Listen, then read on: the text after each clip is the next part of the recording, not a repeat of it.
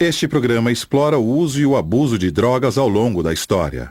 Recomenda-se critério ao telespectador. Por que usamos drogas? E quando teve início a nossa relação com elas? Me diga, o homem pré-histórico usava cogumelos mágicos? Coisas da Idade da Pedra.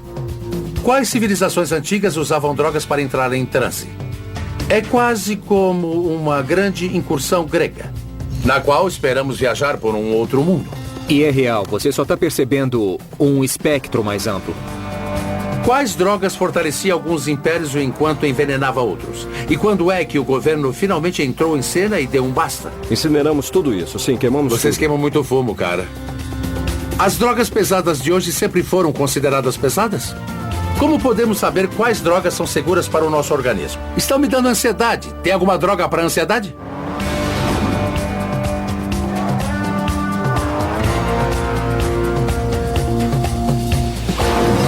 A história das drogas. Oi, sou Dean Norris e eu uso drogas. Minha mãe também usa, o meu médico. E, na verdade, até o meu cachorro. E aposto que se você está vivendo o século XXI, você também usa. Mas, ei, não precisa acreditar em mim. Vamos fazer uma viagem através dos tempos. Os primórdios do homem. Os primeiros usuários. Hoje temos milhares de drogas à disposição. Mas e quanto a 20 mil anos atrás? Será que o homem primitivo sabia quando usar drogas para alterar a mente ou o corpo? Como será que ele descobriu isso? Quais drogas teriam sido usadas? As pessoas têm feito uso de drogas desde que os humanos passaram a andar sobre dois pés. Porque as drogas estão por toda parte. Pode ser papoula, ou folha de coca, ou folha de tabaco, e pode estar sendo cultivada perto de onde você vive. Todas as plantas que nós temos hoje são quase que as mesmas de 20 mil anos atrás, com uma importante exceção. Elas são plantas domesticadas, todos os nossos trigos e cevadas. Na realidade, não se fazia cerveja com cevada 20 mil anos atrás porque não havia cultivo de cevada em grande escala. Mas qual foi a primeira droga que os humanos experimentaram? A existência de uma arte rupestre bem chapada de épocas pré-históricas podem ser uma pista. Geralmente, a arte rupestre inclui formas bem simples que lembram o que as pessoas veem quando estão em estados alterados de consciência. Os psicodélicos existem há mais tempo que os seres humanos. Eu acredito, assim como muitas outras pessoas, que eles têm sido usados através da história. As pinturas em cavernas e os entalhes apontam para isso. A humanidade, em várias culturas pelo mundo todo, tem feito uso e ingerido o que chamamos de cogumelos mágicos. Acho natural as pessoas usarem esses cogumelos porque o ser humano é forrageador. Ele sai à procura de alimento e é natural que experimente essas coisas. São os mesmos cogumelos pintados nas cavernas? Não dá para saber com certeza. Mas sabe, os desenhos não são de cenoura ou cebola. Devia haver algo realmente especial nos cogumelos para o homem primitivo. Mas o que seria? Vou caçar cogumelos para tentar descobrir. Bosque das Coníferas, Pasco County, Flórida. Bom, as pessoas fazem caça ao tesouro, mas por que fazer uma caça ao cogumelo? Bom, a emoção de procurar cogumelos selvagens é realmente interessante, mas muitos outros tipos de cogumelos têm compostos que alteram a consciência, tais como os cogumelos alucinógenos. É isso que as pessoas chamam de cogumelo mágico? Sim, esse é um termo bem popular. Podem ser chamados de cogumelos mágicos, ou para os índios que faziam uso deles, são cogumelos sagrados. Quando acha que o homem usou cogumelo pela primeira vez? Ou seja, quanto tempo faz? Bom, tudo indica que houve um encontro, pelo menos em alguns locais, que remonta aos tempos da pré-história. O homem pré-histórico usava cogumelos mágicos? Coisas da Idade da Pedra. Por que eles são mágicos? Eles provocam uma alteração mental, induzem a um estado alterado de consciência. Qual é o princípio ativo? Bom, o princípio ativo é a psilocibina. A psilocibina é um composto alucinógeno que afeta os níveis de serotonina do cérebro. Causa enjoo, vômito, fraqueza muscular e incapacidade de distinguir a fantasia da realidade. Na sua opinião, como o homem primitivo descobriu esses cogumelos? Bom, por um lado, por tentativa e erro, descoberta acidental. Por outro lado, esse tipo de efeito pode ter sido o objetivo de uma busca deliberada, sempre ficando de olho. Alguém deu de cara com ele uma vez e quis dar de novo. Com toda certeza. Tá, como os cogumelos passaram a ser considerados sagrados? Existe algo inerente no efeito desses cogumelos alucinógenos que é sempre muito potente para mudar totalmente a percepção e suas principais questões da vida. E não sabemos qual é esse impulso religioso. É algo que não se pode explicar, em outros termos, pelo jeito. Não sabemos com certeza se o homem primitivo experimentou tais cogumelos, mas com certeza há muita especulação. Uma visão polêmica é que experiências de expansão da mente com cogumelos mágicos podem ter ajudado na evolução humana. Nos círculos acadêmicos sobre psicodélicos, essa é a teoria do símio chapado. Parece provável que plantas psicoativas tiveram um papel importante na evolução humana. Você fica mais sagaz se usar psicodélicos da forma correta. Você pensa mais claramente, vê as relações na natureza, observa onde uma semente esteve, você vê que algo cresce dali, então começa a coletar sementes. Os macacos não faziam isso nessa época, mas um macaco psicodélico pode ter feito isso, ou seja, um modo totalmente novo de estar no planeta pode ter se iniciado com os psicodélicos. A experiência da humanidade com a planta psicoativa pode ter sido a primeira experiência religiosa, o início da suspeita humana da existência de um outro mundo. Os humanos têm usado as drogas alucinógenas para tentar se conectar com o poder maior há milhares de anos. Mas será que fizeram isso de propósito? Ou apenas toparam com esses estados alterados enquanto procuravam por alimento? Muito bem. Que tal a gente ir procurar alguns cogumelos? Pra mim tá tudo certo. Ótimo. O que vamos procurar? Bom, aqui na Flórida, a espécie mais renomada é a Psilocybe cubensis. Eu estou vendo alguns cogumelos bem ali, na verdade. Sim, parecem cogumelos. Tá. São os que estamos procurando? Estes não são Psilocybe cubensis. Os cogumelos aqui contêm veneno letal. Eu digo isso numa primeira olhada. Que legal. Olha só. Os mais perigosamente venenosos tendem a ser brancos, lamelas brancas, esporos brancos e apresentam uma base em forma de bolsa. Então, se estou querendo ter uma experiência religiosa, esse não é o cara. Sim, é algo que você não vai querer comer, não importa seu objetivo. Isso. Está interessado em ver o cogumelo alucinógeno, o Psilocybe cubensis? Você sabe que sim. Bom, vamos arriscar saindo desse habitat. Vamos para um pasto seguindo por aqui, porque é lá que teremos melhores chances, eu acho. Vamos conferir, então? Vamos lá. Devido às chuvas recentes, temos as perfeitas condições para uma caça aos cogumelos. Estou errado ou isso é esterco?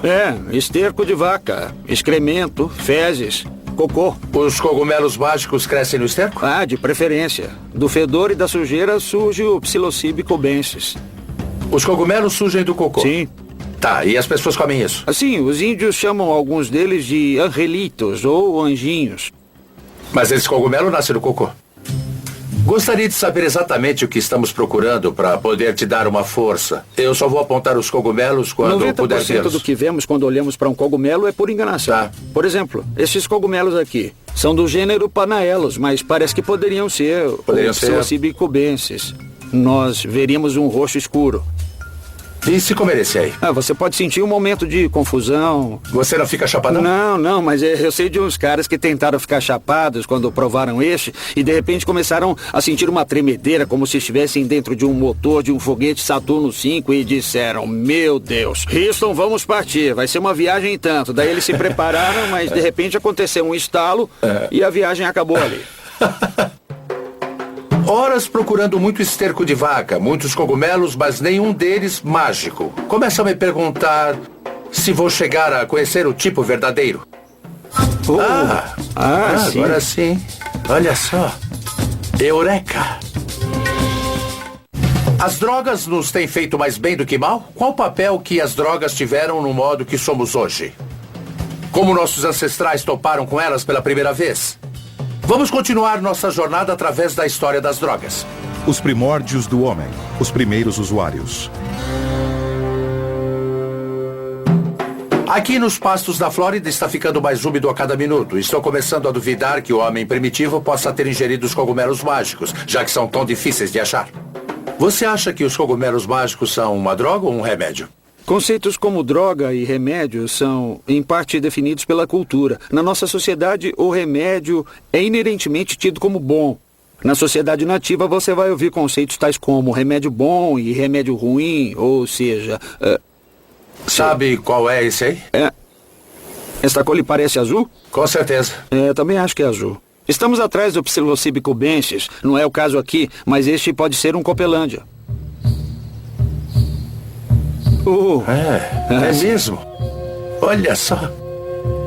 Este formato em particular tem a cor azul no chapéu e parece que sim, contém psilocibina. Sei. É um Psilocybe cubensis, potencialmente alucinógeno, e este pode ser o Copelândia. Eureka! Então está segurando o cogumelo mágico na mão. Na minha opinião, tudo indica que é ele. É sim. Hora de te prender por porte de droga. Brincadeira. Você olha para as drogas e se pergunta: há alguma prova de que nossos ancestrais usaram drogas para provocar estados alterados de consciência? Podemos provar isso ou não? E, infelizmente, a resposta é não podemos, porque não temos resquícios dessas plantas.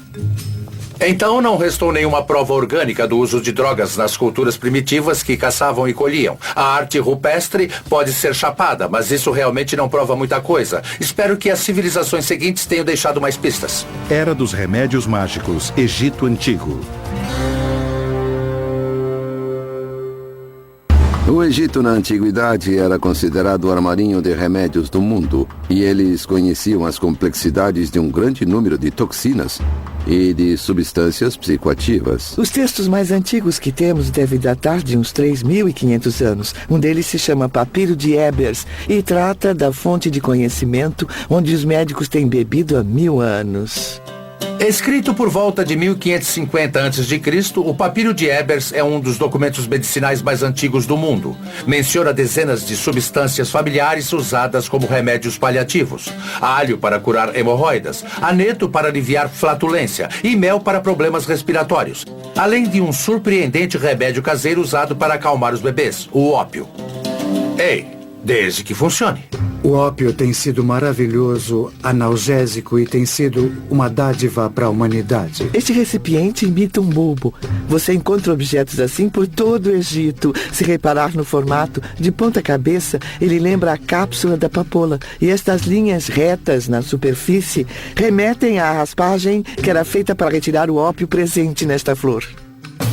Além de descobrir remédios mágicos, os egípcios também usavam substâncias em cerimônias de magia. Entre tais substâncias, olíbano e mirra.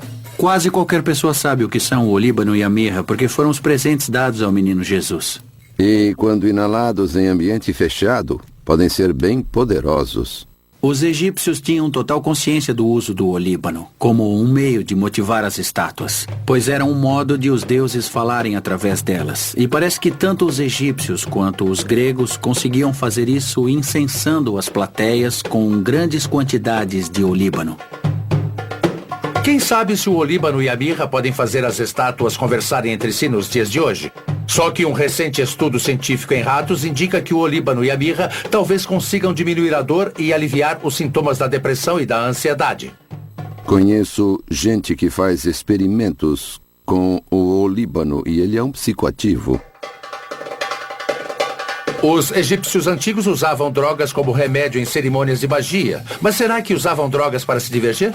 Os antigos egípcios tinham vários festivais anuais, épocas em que pareciam ficar bem alterados. Havia festivais de bebedeira para a deusa Arthur. A pessoa tinha que beber muita cerveja vermelha. Os egípcios levavam sua cerveja muito a sério e faziam questão de ter o estoque sempre cheio. Isto é uma caneca egípcia para cerveja com mais de 6.000 anos. E esta foi feita para ser colocada no túmulo de um amigo, para ele ter cerveja por toda a eternidade. A frase que escrevemos nas lápides é "descanse em paz". Mas os egípcios escreviam que você tenha pão e cerveja. Os antigos egípcios construíram pirâmides, projetaram cidades e governaram por milhares de anos. E claramente as drogas fizeram parte da vida deles. Mas houve outra civilização construtora de pirâmides do outro lado do mundo que fez uso da droga e isso pode tê-la levado a viagens muito maiores. Era dos nativos psicodélicos, a América Antiga. Ouvi falar que os maias curtiam todo tipo de droga maluca. Vamos ver se isso é verdade. Uau! Então, aqui é Copan. Essa é Copán, uma das grandes cidades dos antigos maias. Eles construíram esses templos monumentais por toda parte, onde hoje é Guatemala, Belize, El Salvador Ocidental, Honduras e sul do México. Era uma sociedade muito avançada. Extremamente avançada. Exuberância vegetal e tantas estátuas de aparência ameaçadora. Vamos lá, esse lugar promete. E aqui fica o Templo 11, bem aqui. Olha só o que é isso. A ideia era ficar cada vez mais perto do céu, onde as divindades vivem, os deuses. Então vamos nos aproximar deles? Tá bom, vamos lá.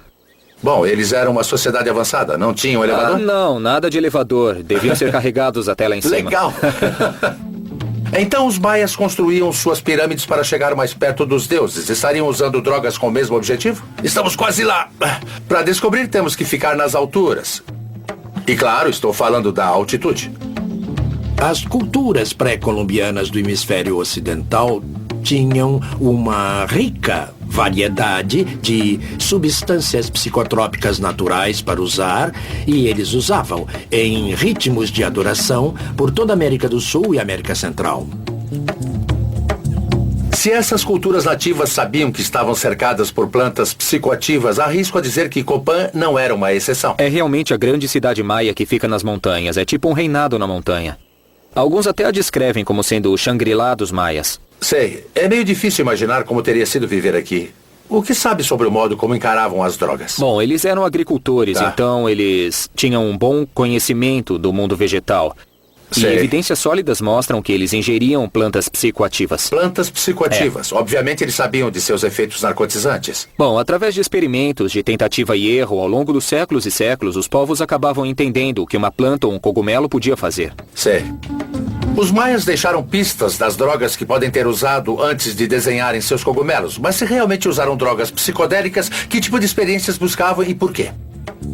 A ideia é entrar em comunhão com a divindade, com os deuses. Então, se você tinha comunhão com eles para obter aconselhamento e orientações, isso era muito forte.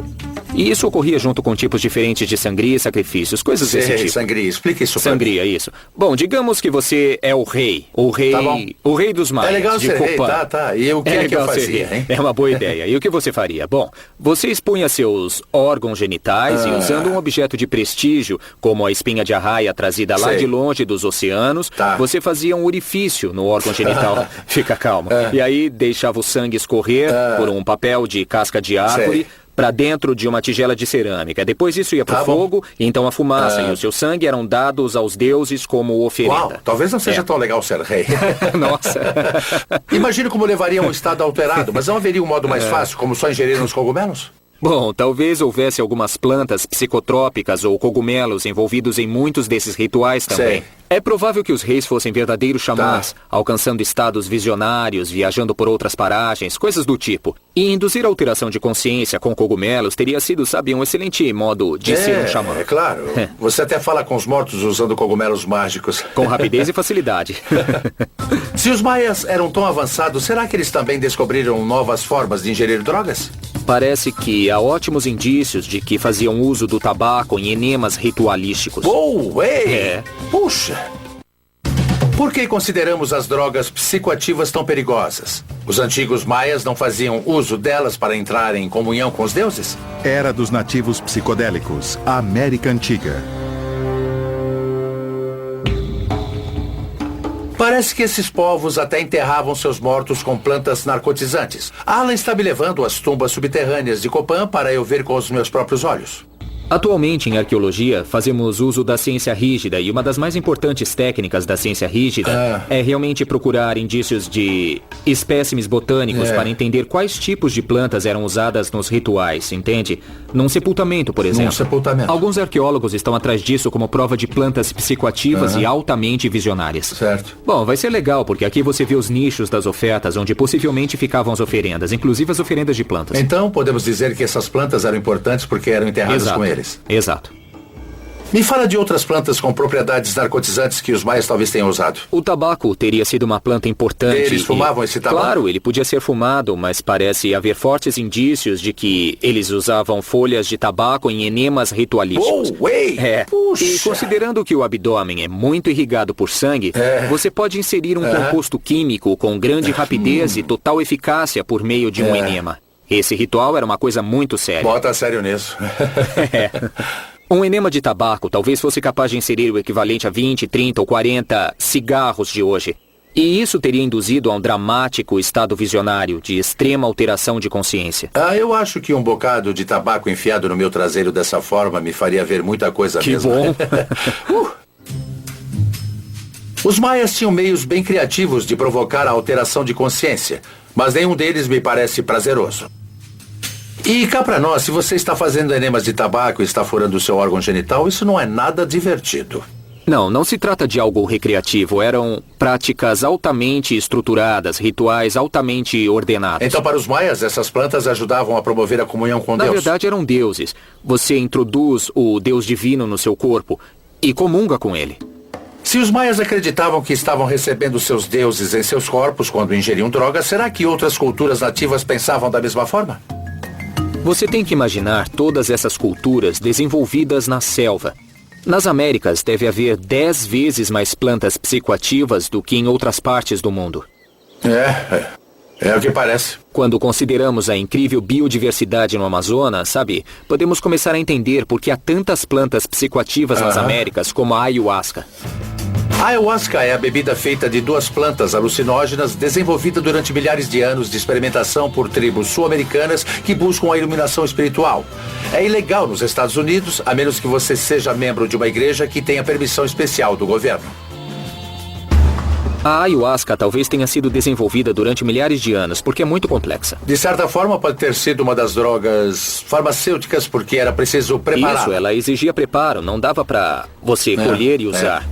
Era preciso colher algumas dessas plantas com muito cuidado, e o preparo envolvia ferver até se tornar um líquido grosso, que então você podia beber. Tá, e aí o que me acontecia depois disso? Bom, para começar, você faz isso com um pequeno grupo, com um xamã, um sacerdote, que estaria liderando a cerimônia. E tudo indica que você vai vomitar até as tripas, possivelmente por umas 2 horas. O quê? Você põe tudo pra fora. Uau. E depois tem uma das experiências mais visionárias que se pode ter com uma planta no mundo. São alucinações malucas ou o quê? Não são alucinações. Trata-se de uma acentuada percepção da realidade. Não é alucinação, não é uma coisa fabricada que é irreal. É real, é a realidade. Você só está percebendo um espectro mais amplo. Então não é diferente da realidade, é parte da realidade. É parte da realidade, é quase uma sensação aumentada ou uma percepção acentuada. Você entra em comunhão com o espírito da mata, da floresta, mas é tudo real. A ayahuasca é um portal para uma realidade aumentada? Ou sua mente está só te pregando algumas peças? O cérebro, obviamente, é incrivelmente complicado. Ele faz uso de todos esses vários mensageiros químicos e vários sistemas neuroquímicos. É claro que essas substâncias agem na serotonina, que tem efeitos profundos em muitas das várias áreas do cérebro. Parece que isso afrouxa as associações padrão dos nossos pensamentos e afrouxa a nossa visão do mundo. Antes de sair de Copan, quero que Alan me mostre o famoso campo onde os maias jogavam um jogo de bola bem arriscado. E quem perdesse, digamos apenas que ninguém queria estar entre os perdedores. Eles usavam drogas antes de entrar em campo? Bom, não sabemos com certeza, tá? Mas nas montanhas da Guatemala há cogumelos esculpidos em pedras de centenas de anos de idade. E algumas estão associadas a instrumentos e parafernália desse jogo de bola, sugerindo que sim, na verdade, eles talvez comessem os cogumelos antes desse jogo de bola. Mas por que razão alguém comeria cogumelos mágicos antes de jogar esse jogo? Essa é uma boa pergunta. Há excelentes indícios de que a psilocibina, o princípio ativo dos cogumelos mágicos, acentua a acuidade visual e também a coordenação motora. Bem, então antes do beisebol da primeira divisão, essa foi a primeira droga para melhorar desempenho? Eu acho que pode ter sido, sim. E como é que se joga? Em primeiro lugar, é proibido usar as mãos, tá bom? Só pode usar o tronco, pode usar os ombros, os braços, as coxas, o quadril. E é assim que se deve manter a bola em jogo. A bola tem que ficar no ar, porque além de um esporte, isso é um ritual, tá? E a bola é o sol. Você tem que manter o sol no céu. Entendi. Porque se ele cair no chão, ele bate no teto do submundo e você vai perturbar os senhores do submundo. Uma péssima ideia. É uma péssima ideia. E quem perder pode vir a ser sacrificado. Então havia uma consequência por não jogar Grande bem. consequência. Então tratava-se de um jogo de vida ou morte. Você comia uns cogumelos e tentava evitar que essa bola caísse no chão. Isso sem usar as mãos. Ou você morria. Parece uma ótima ideia. Esses caras eram da pesada, igual os Oakland Riders dos anos 70, cara. Só fera. Vamos jogar? Tá legal. Vamos lá, então. Vamos lá. Você já era. Adeus. E havia árbitros? Provavelmente, mas devia haver espectadores por toda parte. É constrangedor. Foi mal aí, fãs, amigos. É uma pena. Vamos lá, temos que conseguir pelo menos uma vez. A gente sabe fazer melhor. Vamos lá. Tá bom, eu vou usar a coxa. Vamos tentar mais uma vez. Vai, é a sua vez. Eu roubei. Culpa minha, ok. Morte súbita seria o caso, não é? Vamos lá. Tá bom, vamos lá.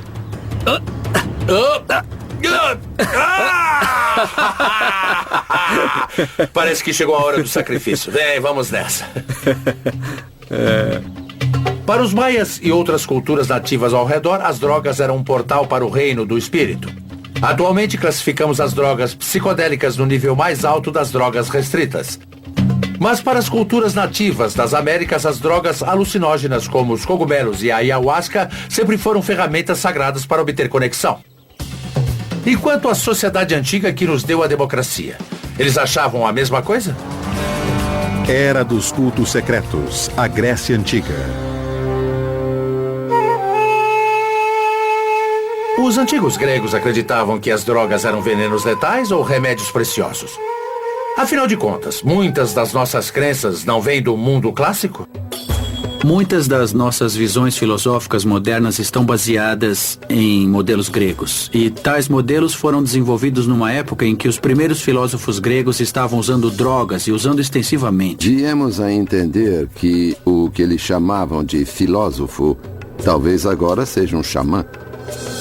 Fiquei sabendo da existência de cultos secretos na Grécia Antiga em que pessoas participavam de um ritual religioso secreto. Sabemos muito pouco sobre isso, mas parece que envolvia estados alterados de consciência. Eu mesmo quero conferir isso. Aqui ficava o santuário das deusas Deméter e Perséfone. As pessoas vinham aqui de Atenas todos os anos para serem iniciadas nos mistérios de Eleusis. Você tinha uma experiência fora do corpo na qual todos viajavam juntos para outro mundo e depois voltavam. Se os iniciados viajavam para o outro mundo, o que exatamente os levava para lá? Existem duas teorias. Uns dizem que era com cogumelos mágicos, outros que era com cravagem. Já ouvi falar de cogumelos mágicos. O que é cravagem? Quais drogas os antigos gregos andaram usando? Vamos descobrir, continuando nossa jornada através da história das drogas. Era dos cultos secretos, a Grécia Antiga. Se os antigos maias usavam drogas para se conectar com os deuses, será que os gregos antigos faziam a mesma coisa? O que eles esperavam descobrir com o ritual secreto dos mistérios de Eleusis? E o que exatamente proporcionava essa descoberta? Os mistérios de Eleusis eram uma grande experiência religiosa na antiguidade clássica. Durou 2000 anos. Aqui é um telesterium. Era aqui que tudo acontecia. Uau, é enorme. Quase um Madison Square Gardens dos gregos, digamos assim. Ele atraía milhares de pessoas. Vê os degraus em volta da borda? Tá. As pessoas ficavam ali em pé. Havia luz, escuridão, música, dança, tudo isso. Então era como uma enorme festa rave dos gregos, não é? Isso mesmo. Essa é uma boa descrição. Uma total sobrecarga sensorial e sua vida mudava para sempre. Mas não era uma moçada com objetos luminosos no meio do mato. Sócrates, Platão e Aristóteles, os três foram iniciados nos mistérios de Eleusis. Alguma coisa devia estar abalando o mundo deles. Era um encontro com os deuses. Com os deuses? Uau! Então eles vinham aqui e faziam esse ritual. Sendo assim, você acha que havia drogas no meio disso ou não? Talvez houvesse drogas no meio disso. Não, brinca. Estamos falando de estados alterados de consciência. Certo. Se havia drogas nesses estados alterados, que tipos de drogas seriam? Existem duas teorias. Uns dizem que eram cogumelos mágicos, outros que era cravagem. Eu já me informei sobre cogumelos mágicos, mas o que é cravagem? Trata-se de um fungo de cereais que dão nas pedras. Quando ingerido, altera radicalmente a química do cérebro, aumentando os níveis de serotonina e causando grandes alucinações. Nos anos 1930, era usado para sintetizar a dietilamida do ácido lisérgico, ou LSD. Sabemos que havia uma bebida que os iniciados bebiam chamada Kyclon, feita com centeio e poejo, um tipo de hortelã. E eles ingeriam isso.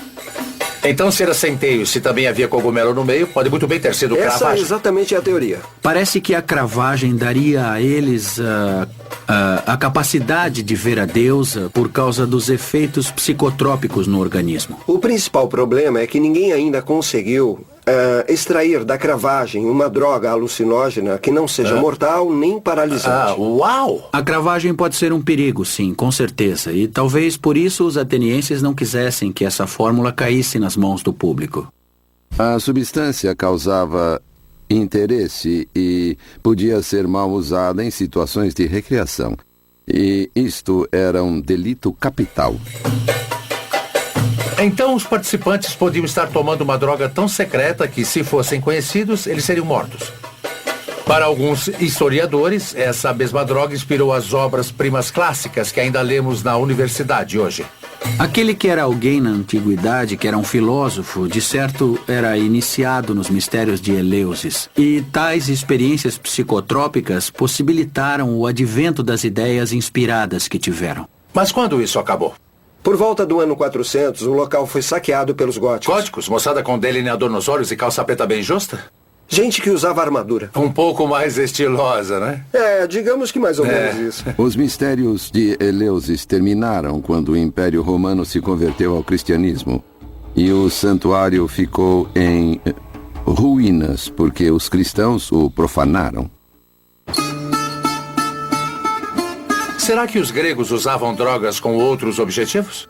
As drogas eram usadas em grande parte no mundo grego e até na Assembleia Grega, o que hoje chamamos de Congresso. Olha só o Párteno.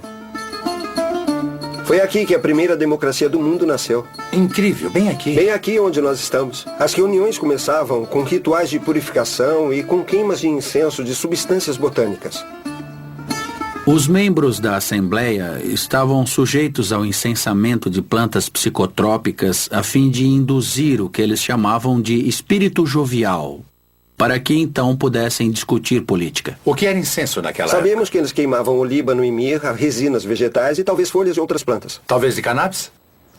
Não é impossível. Os gregos conheciam a cannabis. Bom, eu quero te dar uma dica, tá? Onde tem incenso, tem cannabis. O incensamento é bem parecido com a chamada sauna. Na sauna você está dentro do carro, com seus amigos, fumando maconha, e todos são afetados pela fumaça continuamente. Imagine encher o carro com tanta fumaça que nem se consegue respirar. Seria equivalente a reunir o nosso Congresso e forçar todos a inalar drogas psicotrópicas antes de começarem a discutir a legislação. Parece que um estado elevado de consciência era parte importante tanto nas cerimônias religiosas quanto nas cerimônias políticas. Era uma parte importante da vida dos gregos. Bom, isso é verdade. Intoxicar-se era algo que eles achavam importante. Há um termo grego, fármaco, que eles usavam para se referir a remédio e a veneno. É dele que deriva o termo farmacologia.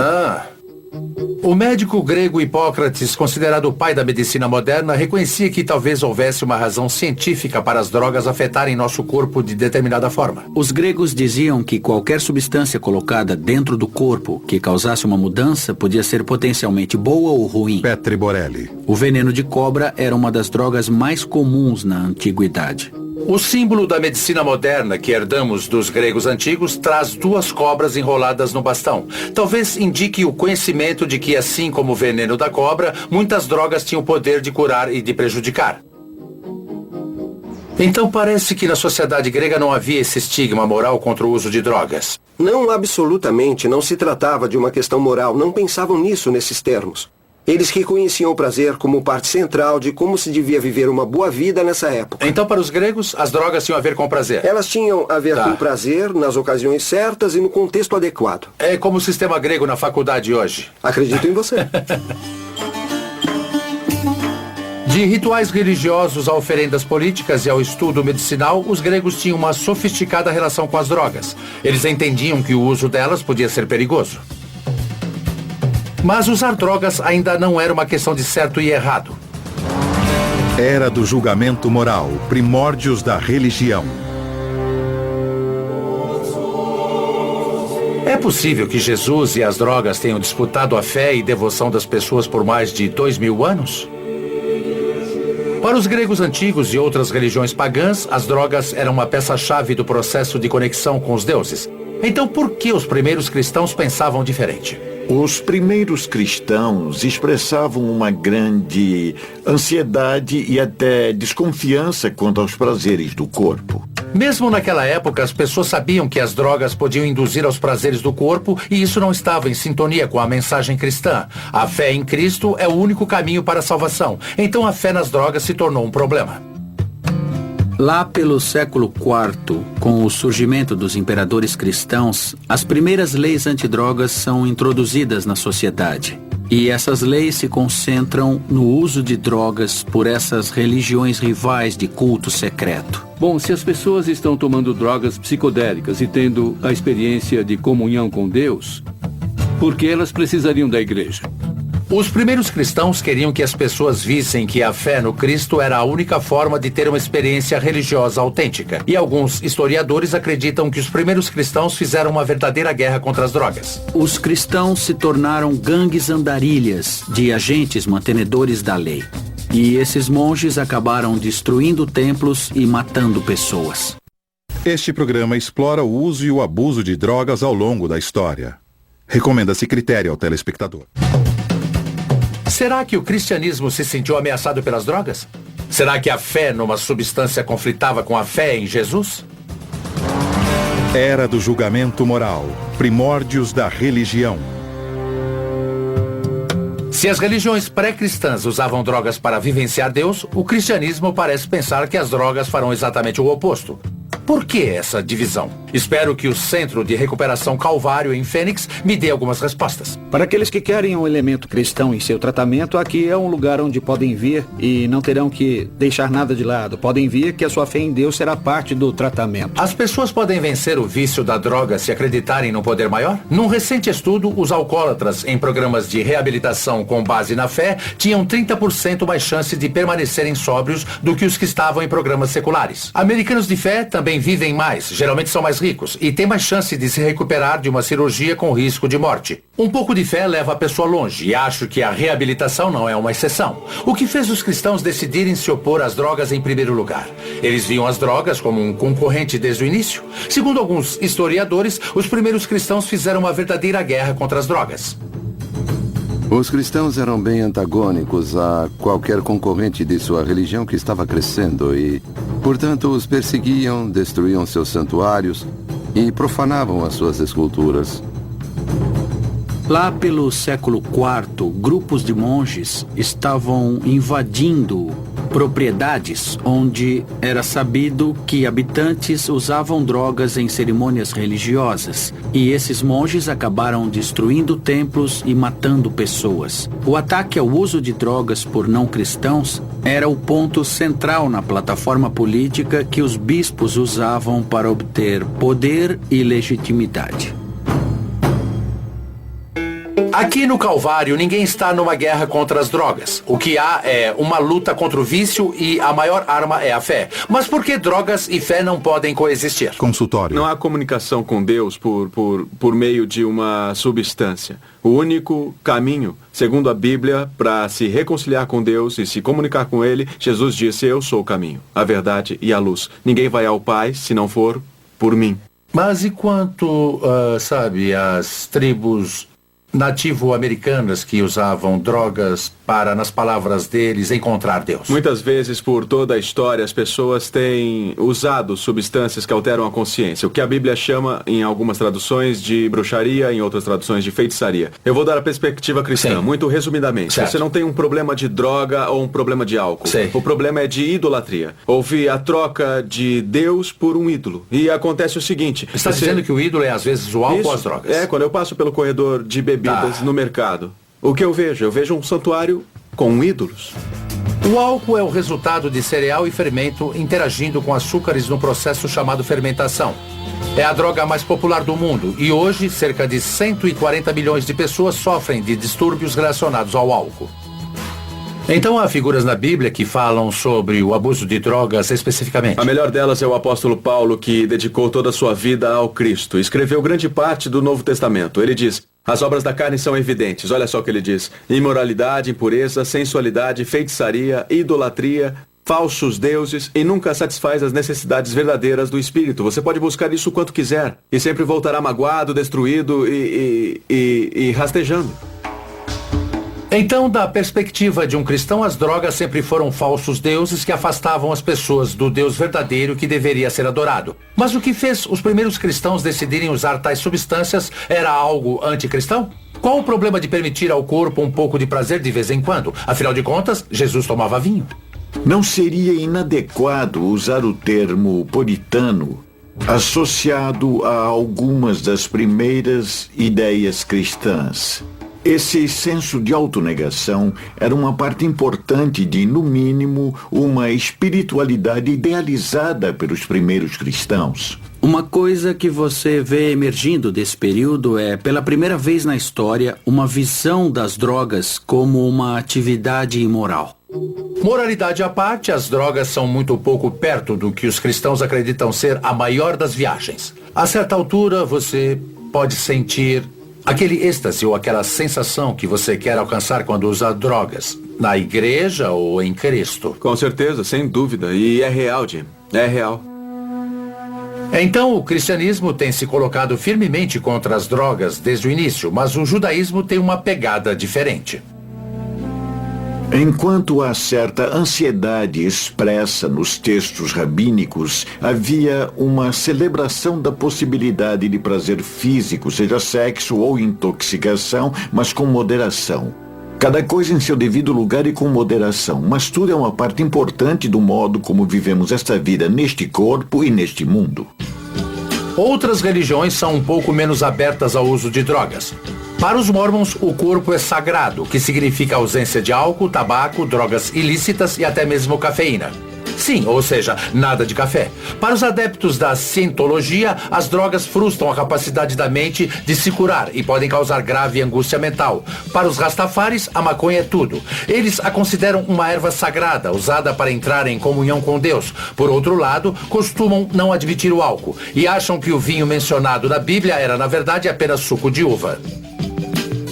Mas foi o cristianismo que emergiu como o sistema dominante de valores no Ocidente. Pode ser que nossa visão sobre as drogas tenha vindo daí. Após os séculos IV e V, as drogas vêm com esse estigma moral e são do mal, passam a ser algo ruim. Mas se o cristianismo era tão poderoso, por que o uso de drogas não parou sob o domínio da igreja? Bom, parece que quando as pessoas viram o incrível valor das drogas locais na economia global, a moralidade passou para segundo plano. Às vezes, não importa quanto um povo é religioso, o dinheiro fala mais alto. Era do Império, em altos mares.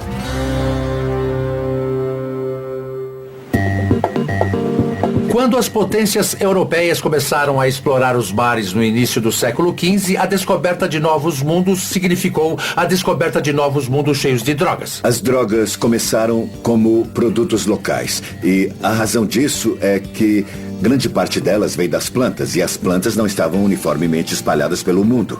Isso ocorre em grande parte como resultado do crescimento do comércio marítimo global quando houve a confluência dos produtos da droga no mundo, nos primórdios da Era Moderna.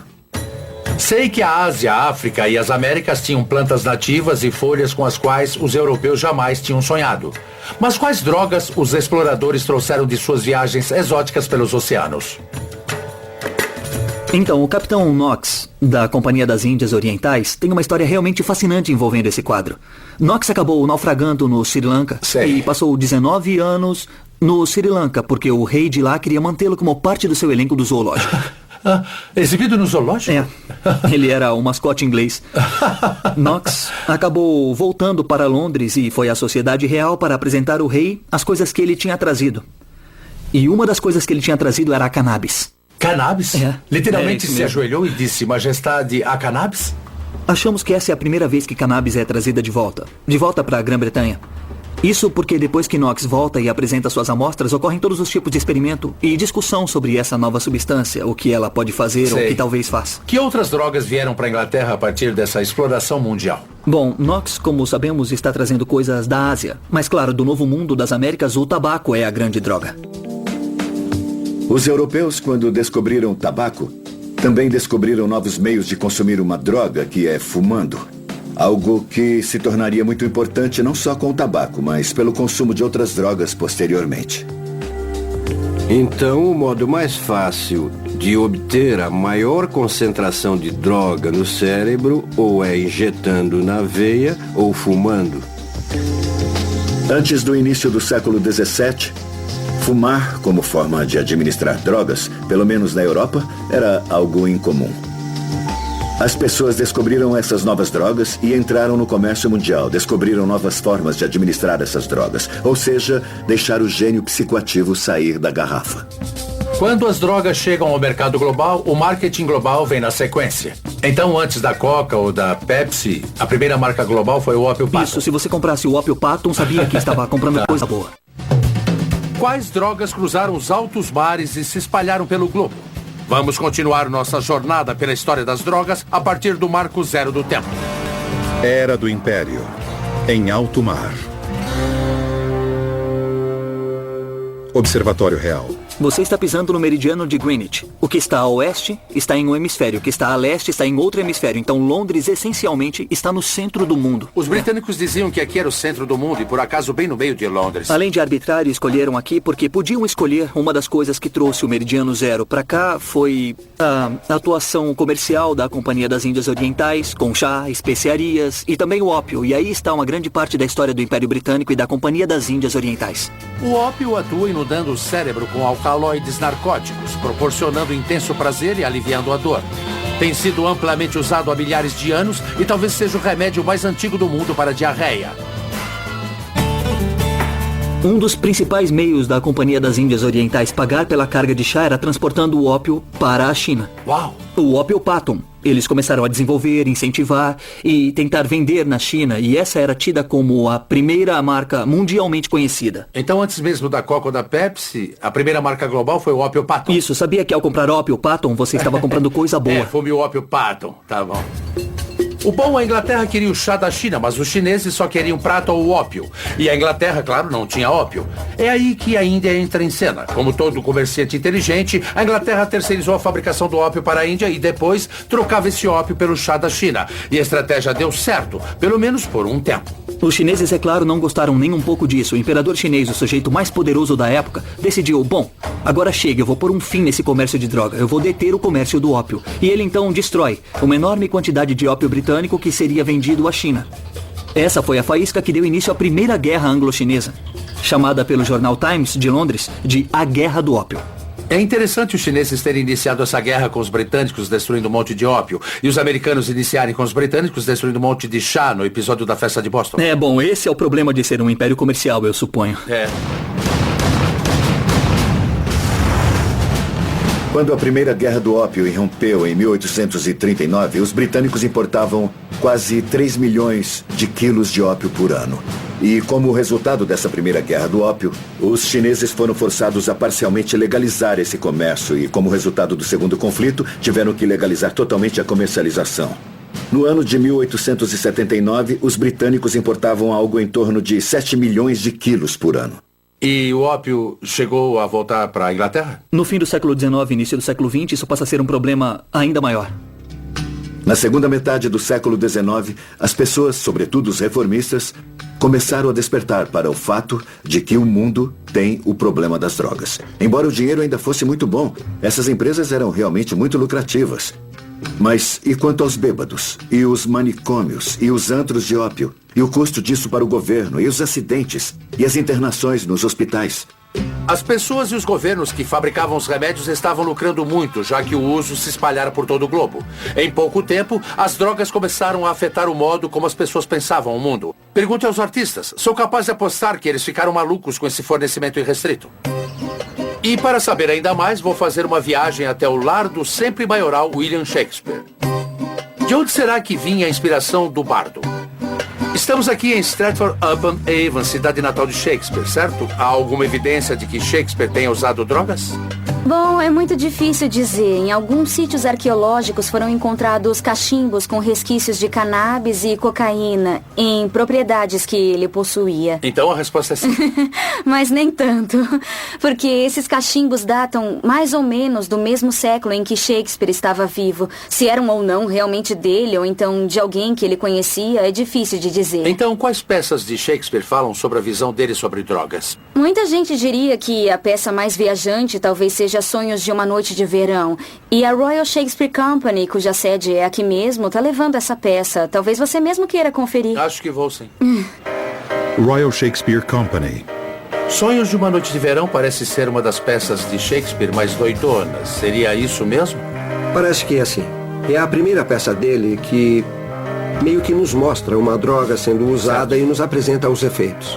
Tá, vocês acham que Shakespeare pode ter usado drogas enquanto escrevia essa peça? Ele é de Stratford e teria um bom conhecimento de vários tipos de ervas e plantas, estimulantes e calmantes da região, então... Tá. Bom, eu diria que com certeza sim. Tá. E se a gente pegar o soneto 76, lá onde ele fala... É o meu soneto favorito. Isso, exato, a famosa erva, o composto estranho. Não venha me dizer que isso é uma forma de escrever apenas. Se e também tem aqueles anos perdidos de Shakespeare. O que ele fazia naquela época? A lista de artistas que usaram drogas é longa e distinta. Todos sabemos que Vincent van Gogh tinha uma queda por absinto, assim como Oscar Wilde, Edgar Allan Poe e Pablo Picasso. Claro, Picasso também curtia um ópio, assim como Charles Dickens e Mary Shelley. Allen Ginsberg escreveu Uivo sobre o peiote, um hábito que também tinha Jim Morrison e Hunter S. Thompson.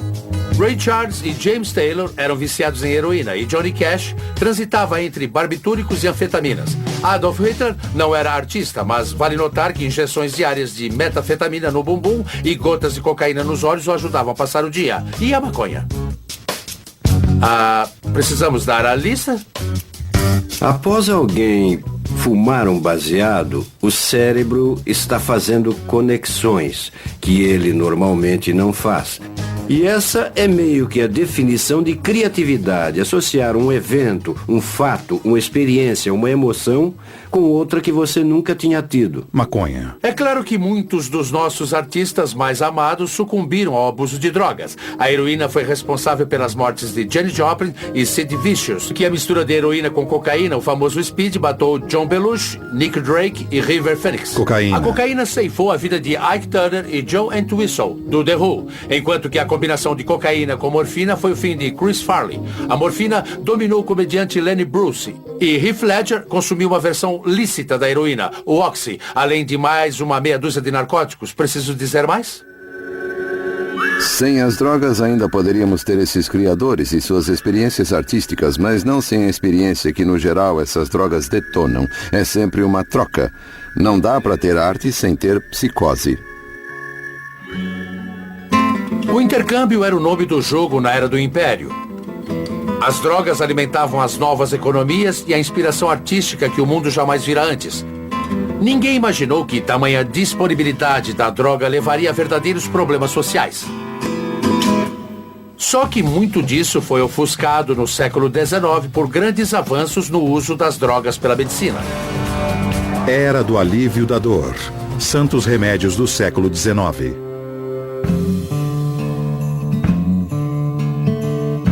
Em 1803, o cientista alemão Friedrich Sartaner fez uma grande descoberta na história das drogas. Pela primeira vez, ele isolou o princípio ativo de uma planta narcótica.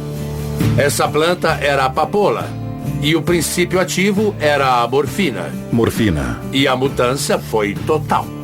Em 1803, o composto da morfina foi isolado da planta que dá o ópio. E esse foi, digamos, o nascimento da ciência chamada farmacologia. A morfina é uma dor incrível para a dor aguda. Se a pessoa tem um infarto ou quebra uma perna, o alívio é quase instantâneo.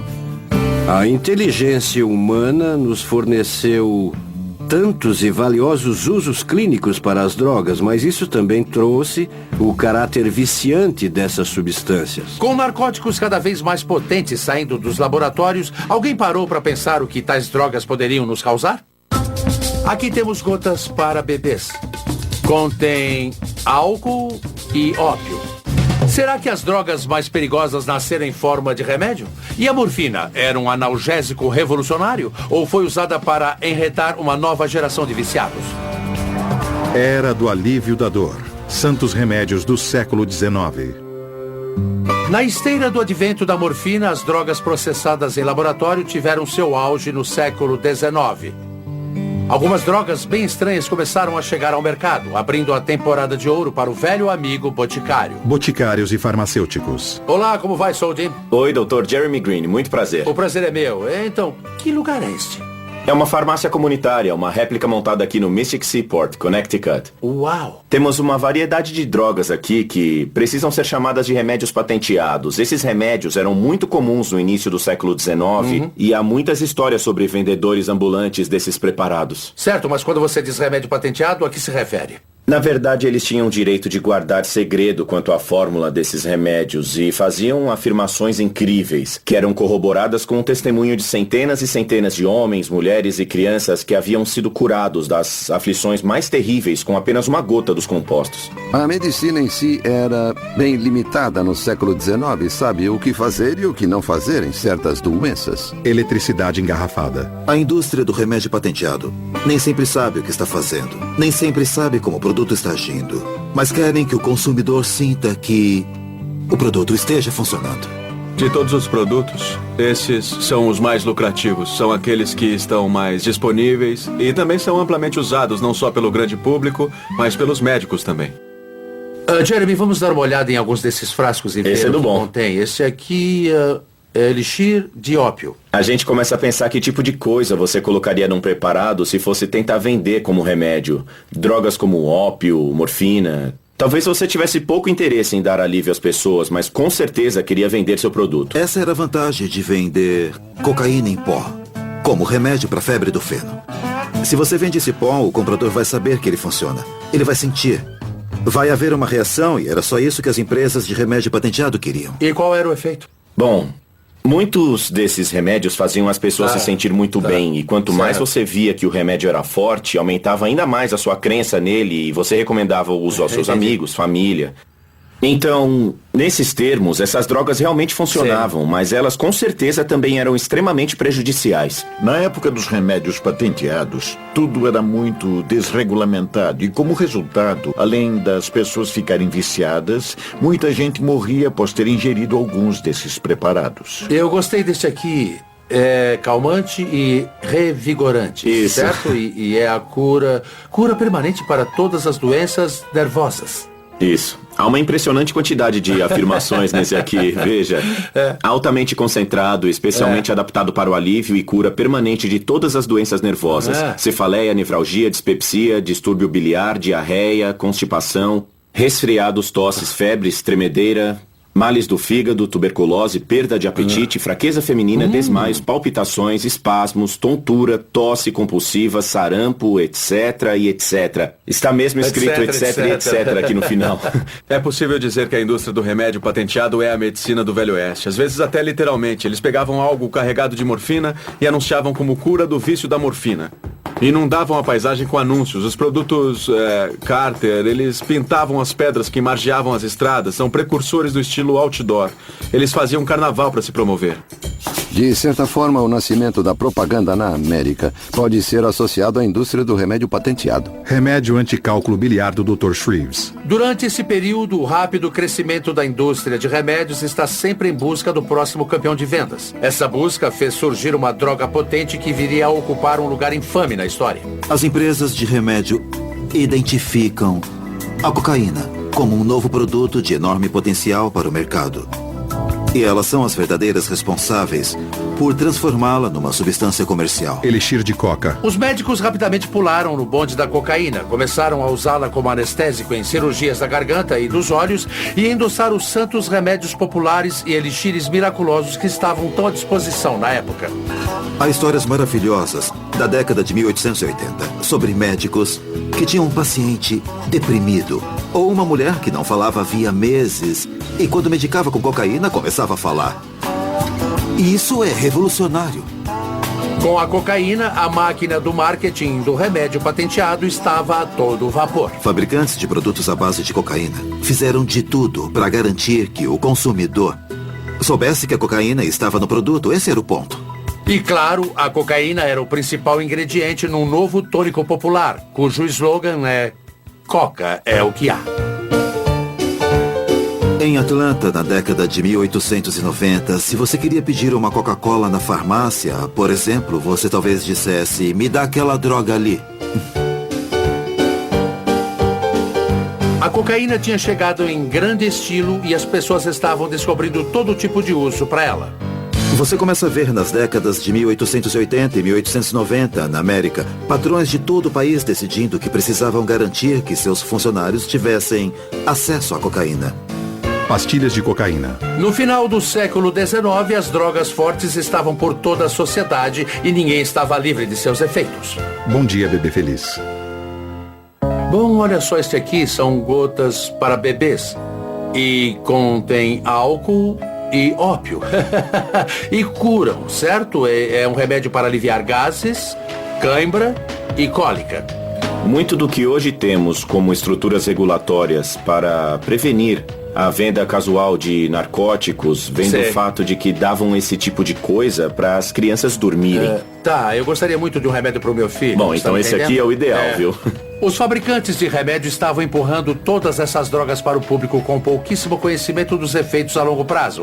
Claro que elas usavam drogas, afinal, ninguém dizia para não usar. O sabor é ótimo. Não fizeram nenhum estudo longitudinal para saber se, isso funciona no primeiro mês, mas depois... E os consumidores continuavam voltando. Volte se precisar. E eles voltavam. Em 1898, a empresa farmacêutica Bayer introduziu a heroína como um supressor da tosse, além de substituto seguro e não viciante para a morfina. Porém, assim como a cocaína e a morfina, a heroína pode se apoderar do corpo de uma pessoa e nunca mais largar. Com o uso dessas drogas, o corpo se torna dependente fisiologicamente, ou seja, o sistema respiratório e o cérebro vão se adaptando à presença delas.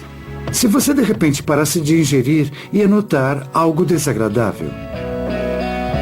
Bom, já no século XIX, a dependência das drogas era vista como falta de força de vontade do ser humano. Só na década de 1880 que o vício passou a ser atribuído à droga e não só ao usuário. Morfina. Observe a maioria dos casos de pessoas que se tornaram viciadas em ópio. Elas não começaram por libertinagem. Não eram mulheres que frequentavam antros de ópio ou algo assim. Eram mulheres que estavam indo aos seus médicos. À medida que as drogas se tornavam um problema social maior, era preciso apontar o dedo para alguém. O racismo da época veio à tona quando certas drogas passaram a ser associadas às várias raças. Cocaína entre negros. Observadores veem os negros usando cocaína. E a mesma coisa que atraiu a atenção dos patrões, porque ela tornaria os negros mais fortes, mais potentes, aumentaria a resistência e a capacidade. Podia também ser assustadora para as pessoas. É bem parecido com o que ocorre com o álcool na mesma época. Grupos de apoio começam a ser criados preocupados com o fato de que uma substância, algo como a morfina, algo como o ópio, serem tão tóxicos para a sociedade que precisam ser restringidos para o bem de toda a sociedade. Quando entramos no século XX, nossa atitude diante do uso da droga começa a mudar. Começamos a ver as drogas como eram, um problema que tinha de ser enfrentado. A pergunta era, o que vamos fazer a respeito? Era da regulamentação, a repressão no século XX, aprovado pela FDA. Em 1900, começaram a pensar uma nova forma de reagir às drogas, utilizando a lei. Tentando proteger as pessoas dos perigos que acompanhavam o acesso não regulamentado às drogas, o governo criou a Agência de Alimentos e Medicamentos, a FDA, em 1906, forçando os fabricantes de remédio a trazer no rótulo de seus produtos a presença de alguma substância narcótica perigosa. Deram um passo à frente em 1914, criminalizando o uso recreativo dos narcóticos, restringindo aos médicos a permissão para o fornecimento. Quando o governo federal começa a reprimir o médico, você precisa de uma outra fonte de suprimento e é aí que nascem as redes de contrabando. Desprovidos de drogas. Quando a cocaína e a heroína são criminalizadas, claro que nasce um mercado negro para aqueles que fazem uso dessas drogas por uma série de razões. A porcentagem de viciados com histórico criminal transgressor aumenta proporcionalmente. O chinês que fuma ópio, o jovem que usa cocaína na esquina ou então fuma maconha, o homem negro que cheira cocaína. Esse é um outro tipo de problema, ou pelo menos é visto como outro problema. Muitas substâncias que antes eram consideradas remédios passam a ser drogas ilícitas. Mas os médicos ainda precisavam trabalhar. A questão era que drogas eles podiam receitar. Houve uma abertura para que novas drogas tomassem o lugar de sedativos, analgésicos e estimulantes. A FDA tinha que determinar quais drogas eram seguras e quais não eram. A Lei sobre Alimentos, Drogas e Cosméticos de 1938 estipulou que a FDA tinha que aprovar as drogas antes de alcançarem o mercado. A posição é bem delicada. Grande parte desse trabalho é da ciência. E muito desse trabalho é julgamento. E as pessoas tendem a discordar nos dois casos. O governo teve que deixar que o álcool e o tabaco ficassem de fora porque tais drogas já estavam culturalmente enraizadas. Todos sabemos o que houve quando tentaram proibir o álcool durante a lei seca. Com o álcool dissemos, não adianta. Vamos parar. Mas com as drogas, a decisão que tomamos foi, não adianta. Vamos endurecer mais. Uma guerra contra as drogas se anunciava e alguém iria ter que participar dela. E dentro de um ano, acho que vão passar cerca de 907 milhões de quilos de drogas por aqui. 907 milhões? É. O que acabam fazendo com toda essa maconha? Levamos tudo pro incinerador e queimamos tudo. Como? Queimam tudo isso? Queimamos tudo. Vocês queimam muito fumo, então? Quando foi que nosso governo decidiu regulamentar as drogas? Porque algumas são lícitas e outras não. E quem é que decide, afinal? Era da regulamentação. A repressão do século XX. Aprovado pela FDA. Mesmo quando as regras da FDA endureceram nas décadas seguintes, uma droga surpreendente, que agora é totalmente ilícita, era simplesmente classificada como experimental. Em 1938, um cientista suíço de uma grande empresa farmacêutica criou uma droga que provaria ser a substância mais forte e mais concentrada para alterar a mente que o mundo conheceu, o ácido lisérgico 25, o LSD. LSD. Eu diria que o LSD é potencialmente a experiência mais transformadora, mas também pode ser a experiência mais catastrófica e horrível que vai tornar a vida intolerável. E o suicídio é a única opção. O LSD inunda o cérebro com um composto alucinógeno causando profundas alterações de consciência. É tão potente que 7,5 litros seriam suficientes para proporcionar à população toda deste país uma viagem de ácido. Ele já tinha sido usado em terapia antes. Quando eu fazia medicina, um colega de classe estava tomando LSD como parte da terapia em 1959. Delicide LSD 25. O LSD foi usado com sucesso em ambientes controlados durante as décadas de 40 e 50 no tratamento de pessoas com esquizofrenia e alcoolismo. As drogas costumam começar a carreira como remédio e só passam a levantar alguma polêmica no âmbito da sociedade quando escapam do reino da medicina e entram no reino das ruas, quando as pessoas começam a usá-las para fins recreacionais. As sementes da nossa relação moderna com as drogas já tinham sido plantadas. Em meados do século XX, tínhamos uma florescente indústria farmacêutica, uma agência governamental para regulamentá-la e o mercado negro comercializando as drogas tidas como perigosas demais pelo sistema penal. Tínhamos também uma nova droga que revolucionaria o modo de pensar das pessoas. Agora só precisávamos de uma revolução. Época de ouro das drogas. Anos 60, a década psicodélica. As drogas ajudaram a trazer mudanças sociais imensas nos anos 1960. O LSD havia escapado do laboratório de pesquisa e um psicólogo de Harvard, Timothy Leary, foi um dos responsáveis por isso. O LSD é a substância mais poderosa que o ser humano já desenvolveu para influenciar a mente. Já usei a comparação da energia nuclear com esse material. Acho que nas mãos corretas ele trará mudanças. Para Tim, todo mundo devia fumar maconha diariamente e tomar LSD uma vez por semana. Se ligar, se orientar, cair fora. E alguns até largaram a faculdade por causa do que ele dizia. Eu estava com 19 anos quando decidi tomar o que talvez seja a maior dose de LSD que já foi tomada até agora. 100 mil microgramas. E aí tive um dia de Êxtase e arrebatamento em 7 dias de um pesadelo, de uma catastrófica agonia espiritual. As drogas psicodélicas podem colocar você no centro de si mesmo, no ponto de onde você pode começar a se reprogramar. O LSD foi tão polarizante quanto a década que o tornou infame. No final dos anos 60, o governo americano enfrentava uma guerra perdida no Vietnã e uma geração mais jovem que eles não entendiam. Os jovens estavam optando por sexo, drogas e rock and roll, em lugar de um governo que não achavam confiável. Richard Nixon chamou Tim Leary de o homem mais perigoso da América. Nixon acreditava que o uso de drogas era um sinal da decadência social e pessoalmente estava bem alarmado com o aumento do uso de drogas. Ele se preocupava com a contracultura da droga, se preocupava com o uso de heroína entre os combatentes no Vietnã.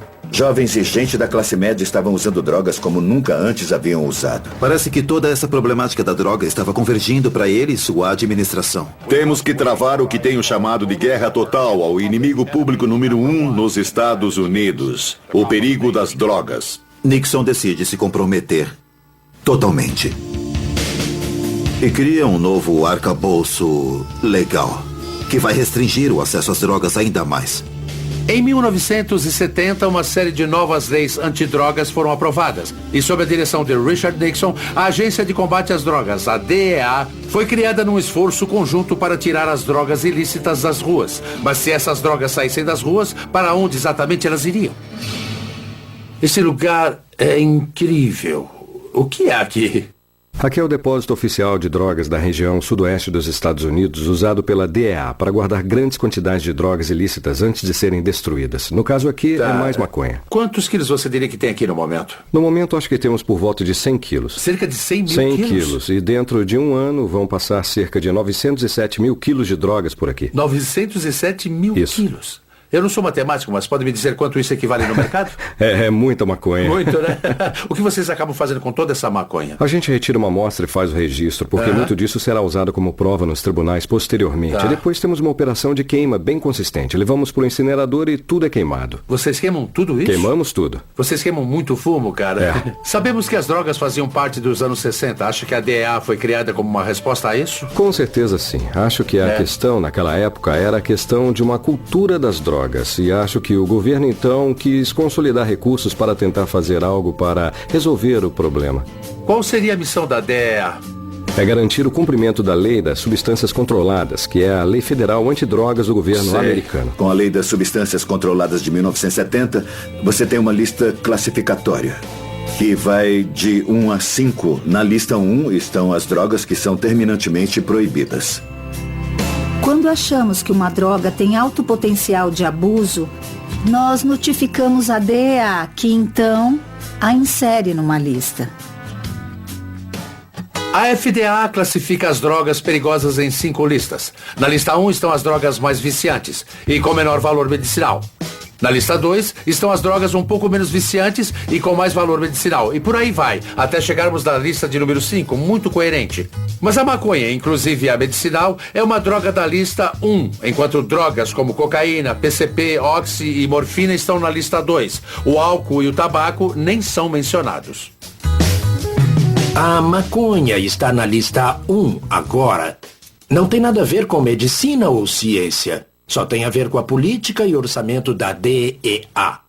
Nos anos 70, trabalhamos muito no centro da cidade, nas ruas. Qual era a droga nessa época? A droga nessa época, muito LSD, muita heroína, muita maconha. Nos anos 80, passamos para o crack. Foi uma epidemia no final dos anos 80. Era muita violência associada a ele. Tivemos de formar forças-tarefa para combater essa violência. E nos anos 1980, as leis antidrogas ficaram ainda mais duras. E as penas de prisão para os transgressores ficaram mais longas. No mandato de Reagan, a regra era agir com todo rigor contra as drogas. Diga sim à sua vida. E quando o assunto for drogas e álcool, diga não. Durante a década de 1980, eu era o principal procurador da Câmara dos Representantes envolvidos no esboço das leis federais antidrogas. Eu fiquei muito perturbado com o que aconteceu. Eu tinha ciência de que as leis que estávamos aprovando eram profundamente ineficazes, que estávamos enriquecendo os cartéis que pensávamos estar combatendo. Houve um aumento das overdoses, as prisões estavam mais cheias e eu via tudo isso. Quando entramos nos anos 90, começamos a ver o surgimento da metanfetamina, que passou a ser uma opção. Então tivemos de incrementar nossos esforços contra isso. Também tivemos de providenciar mais treinamento para os agentes locais mantenedores da lei, no sentido de como lidar com os laboratórios. E nessa última década, vimos um surgimento ou um aumento na quantidade de medicamentos que as pessoas usam. Remédios à base de ópio, como analgésicos e coisas desse tipo. Certo. E juntamente com isso, o aumento do uso da heroína, porque essas duas drogas estão interligadas. Certo. E também, claro, a maconha sempre foi uma força constante, como você pode ver aqui, não é verdade? É claro, eu estou vendo. É uma batalha constante contra a maconha. Sentindo o cheiro. Quando você anda pelo depósito de drogas da DEA, você se pergunta por que isso é tão valioso? É porque é ilegal. E segundo a lei de ouro da economia, quando uma atividade se torna mais valiosa, mais gente a adota. É como se fosse uma mochila. Tudo em cima. Agora, imagine andar quilômetros e mais quilômetros por um terreno. Sei. A fronteira é a linha mágica. Deste lado da fronteira, ela vale $1.000. Deste lado da fronteira, vale $10.000. É magia. É alquimia. E qual é o total em dinheiro, considerando o total de drogas apreendidas que DEA arrecada em um ano? Bom, entre dinheiro vivo e bens que pegamos com os traficantes, chegamos perto de $1 bilhão por ano. Considerando o valor das drogas que apreendemos, estamos falando de algumas dezenas de bilhões de dólares. E para onde vai esse dinheiro? Vai tudo para o Tesouro Americano. Uau! Ele não vem para nós, ele vai para o governo e é usado para bancar uma série de realizações.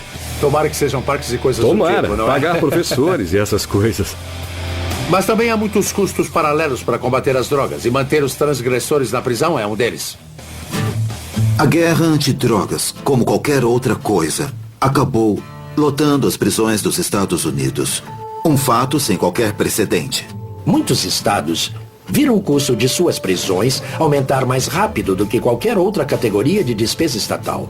Mais que educação, mais que aposentadoria, mais que o sistema de saúde. Uma incrível transformação na capacidade do Estado de partir para cima dos seus próprios cidadãos, em nome do combate às drogas. Recentemente, Kofi Annan, Jimmy Carter e outros líderes mundiais anunciaram um estudo dizendo que a guerra às drogas não era vencível. O que acha disso? Acho que esse título, Guerras às Drogas, é um engano. Não é uma guerra, é uma ação criminosa. Somos investigadores de polícia investigando criminosos. Não somos soldados, somos policiais. Então, quando se fala que o álcool é permitido como argumento para legalizar a maconha, como é que você se sente? Acho que temos de olhar os custos para a sociedade. Certo. Já não temos problema suficiente com o tabaco e o álcool? E o custo que essas duas drogas lícitas impõem à sociedade americana? E os custos com saúde, os custos em vidas? Sabemos que o álcool e o tabaco fazem mal à saúde, mas são permitidos. Tudo bem, mas como sociedade. Ainda assim, mas a gente decidiu como sociedade. Como sociedade, tudo sim. Bem. Se cobrássemos impostos sobre as drogas ilícitas, como se faz com o álcool e o tabaco, teríamos $45 bilhões por ano de receita para os governos estadual e federal. Será que vale a pena? Ou seja, sim, estamos pagando o preço, mas não temos o problema das drogas. Como não? Estamos pagando um preço enorme por uma política que é um fracasso. Eu acho o seguinte. No momento aqui na América, temos cerca de 7% da população usando drogas regularmente. Temos 22% ou 23% fumando ou usando tabaco regularmente. E mais de 40% usando álcool. Certo. Será que podemos arcar com 40% de gente abusando do consumo dessas drogas? Apesar dos grandes esforços do governo, realmente não resolvemos nada. Hoje as pessoas estão usando cada vez mais drogas por razões boas e por razões ruins. Então, onde é que vamos parar? Era da escolha pessoal, hoje e amanhã. Hoje em dia, o que você quiser, você tem. Então, como decidir quais drogas colocar no corpo? Olha, não se sabe tudo sobre o medicamento quando ele chega ao mercado. Não sabemos tudo sobre ele. Uau! Sempre aprendendo. Estão me dando ansiedade. Sim. Tem alguma coisa aí para ansiedade? Os seres humanos têm uma longa história com as drogas pelas mais variadas razões, e todo tipo de substância foi usada pelo homem como droga, mas a situação jamais esteve tão complicada como agora. Hoje as pessoas estão escolhendo suas drogas como jamais fizeram. Às vezes como remédio para curar uma doença, outras vezes como um hábito perigoso que prejudicará não só os usuários como também a comunidade que os cerca. Vou falar com quem tem 30 anos na divisão de narcóticos da Polícia de Chicago para ver como as drogas ilícitas afetam a vida nas ruas. Vamos dar uma volta aqui pelo sul. Sempre houve venda consistente aqui nestas ruas. Qual é a droga que predomina numa área urbana como Chicago? A heroína e o crack. E o crack. O crack é um derivado mais barato da cocaína em pó e o nome vem do som que ele faz quando é fumado. Quando consumido em altas doses, os usuários podem vivenciar uma parasitose ilusória, a sensação que parasitas estão andando sob a pele. Devo dizer que tem um grupinho, bem ali. Cada quadra ou certas quadras são controladas por diferentes gangues e tal. Dê só uma olhada. Tem um cara de boné vermelho ali. E parece que ele está vendendo. Ele saiu fora, mas parece que está vendendo. Se você olhar bem os dois caras, olha só, um tá fazendo sinal pro outro. Em algum momento, acho que eles vão avistar nosso carro. Não dá pra brincar com eles. Mesmo a gente estando aqui, não impedimos o negócio dele. Sei. Tem policiais à paisana que apanham. O fato de você ser policial não significa que eles terão algum respeito ou que vão te isentar de alguma coisa. Nosso país tem 4% da população mundial, mas consome 65% do suprimento de drogas pesadas do mundo. A droga ilícita mais popular aqui agora é a maconha. Depois vem a cocaína e os alucinógenos, incluindo o êxtase. Estima-se que metade de todos os crimes cometidos no país tem a ver com drogas. O custo das drogas ilícitas para a nossa sociedade é espantoso. O paradigma do abuso de substâncias é mais de 200 bilhões de dólares. Experimente quantificar isso. Enquanto as drogas ilícitas na sociedade americana custam à sociedade 200 bilhões de dólares por ano, a indústria farmacêutica gasta 70 bilhões por ano para desenvolver novos medicamentos. Aqui em Chicago, há apenas algumas quadras do tráfico de drogas no centro da cidade. A indústria farmacêutica se reúne para o encontro anual da Associação para Informação sobre Drogas, a DIA. A DIA existe para difundir informações neutras sobre drogas. O que eu queria saber é como foi que deixamos nossa relação com as drogas se complicar. É de cair o queixo. Quando você vê que um medicamento leva 10 anos para ser desenvolvido e custa $1 bilhão. 10 anos e $1 bilhão para um remédio? Veja o caso de algo como Lipitor, ou sei lá, o processo de desenvolvimento, desde o primeiro teste em humanos até a aprovação pela FDA, são 10 anos. E o custo é de $1 bilhão. Eu tenho uma ideia para um remédio. Quando você toma, ele vai pra academia e corre 8 quilômetros pra você. Correndox, vai se chamar Correndox. Mas e as drogas lícitas do mercado seriam seguras? As empresas devem ter uma ideia bem clara do efeito de uma substância antes de colocá-la à venda, certo? Jim, somos uma empresa de consultoria de segurança que atua junto à indústria farmacêutica. Ajudamos as empresas a avaliar os efeitos colaterais de uma substância. Não se sabe tudo sobre o medicamento quando ele chega ao mercado, então... Não se sabe tudo sobre ele, é? Uau! Sempre aprendendo. Vocês estão me dando ansiedade. Sim. Tem alguma coisa para ansiedade? Se tiver uma pílula, eu tomo já. Está a caminho. Será que minha cabeça está assim? Com todos esses medicamentos disponíveis hoje, são os médicos que continuam sendo os guardiões dessas substâncias. Oi, sou o Dean Norris. Marquei às 5h15. Por favor, aguarde aqui. O Dr. Isaacs já vai atendê-lo. Ótimo. Este ano, no meu check-up anual, vou fazer mais algumas perguntas ao Dr. Isaacs. Dean Norris, olá, vamos entrar. Prazer, vem comigo. E como tenho mais de 40 anos, o Dr. Isaacs terá que realizar de novo meu exame anual da próstata. É aqui. Seu apetite está bom? Infelizmente, sim. E você dorme bem à noite? Geralmente. Muito bem. Isso. Impressionante. Eu perdi muito peso. Olha só, 2 pontos a menos. Quanto? Eu perdi 22 quilos? Depois do check-up, vou querer ouvir a opinião do Dr. Isaacs sobre a questão das drogas. E se eu lhe dissesse que andei muito estressado, que tipo de medicamento prescreveria para me ajudar nisso? Com muita frequência tenho receitado benzodiazepinas e remédios da família do Vale. E se eu lhe dissesse que estou tendo problemas para dormir? Ambien, ou Sonata, ou Lunesta. E se eu dissesse que ando extremamente ansioso? Se estiver falando de terapia de longo prazo, eu receitaria os medicamentos da família do Prozac. Os medicamentos psicoativos são receitados pelos médicos em caso de mudança intencional de foco e comportamento, estresse, oscilação de humor ou para suprimir a dor. Eles são tomados em excesso por mais de 16 milhões de americanos pelas mesmíssimas razões. Vendo a estatística, o número de medicamentos sob prescrição médica que são vendidos já está ultrapassando o teto desde a década de 50. Acha que nunca fomos tão medicados ao longo da história? Com certeza, isso porque temos mais medicamentos e mais opções do que jamais se viu na história. Uma técnica muito usada pelas empresas farmacêuticas para atingir um público-alvo é a venda da doença. Dessa forma, eles condicionam o povo a perceber certas experiências como sendo uma doença que pode ser curada com um medicamento. Então, por exemplo, você achava que era tímido, mas na verdade você tem uma doença chamada timidez. É uma patologia, você está mais tímido do que deveria e nós podemos te ajudar com isso. Mas, doutor, no final das contas, temos o governo nos dizendo que podemos ou não tomar.